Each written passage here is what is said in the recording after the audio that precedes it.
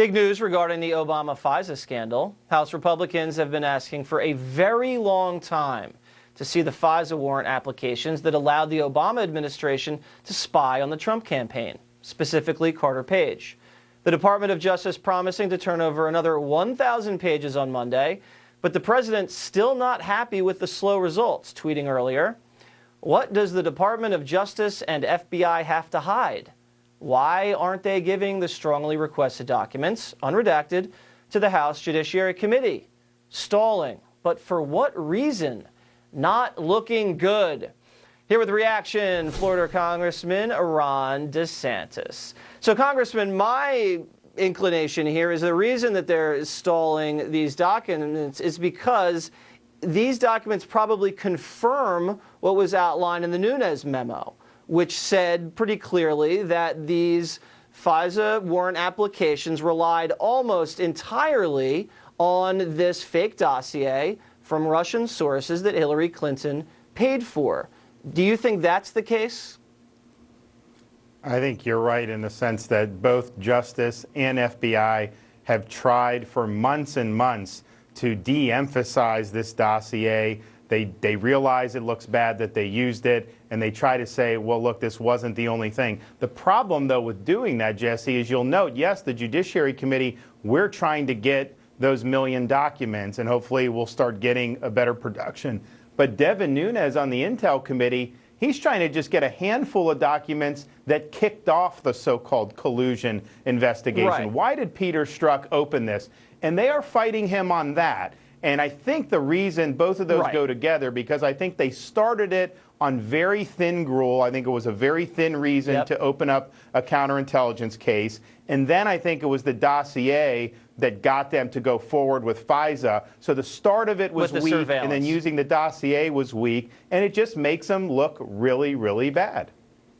Okay, so the initial counterintelligence operation, we believe, was opened up in July, right after the FBI closed the case on Hillary, which was a rigged investigation. Remember, they exonerated her before they even interviewed her, and they never even put her under oath. Strzok and Lisa Page and Comey heavily involved in that situation. And then it was Peter Strzok himself that personally opened up this investigation into Trump and Russia. And apparently, our sources are saying that it was a Clinton Foundation donor that tipped off the FBI about some conversation this guy Papadopoulos, no one's ever even heard of Papadopoulos, had in London about Russia, which was also just as thin as the dossier. So if Strzok's name and Clinton's name are connected to the initial opening of the investigation, and then the dossier and Strzok's name are linked to the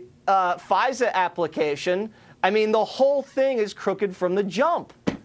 And just think about this. You have this Hillary investigation about her mishandling of classified information. Peter Strzok is like the main agent on that. And you and I will agree that he did a bad job. They basically, the fix was in.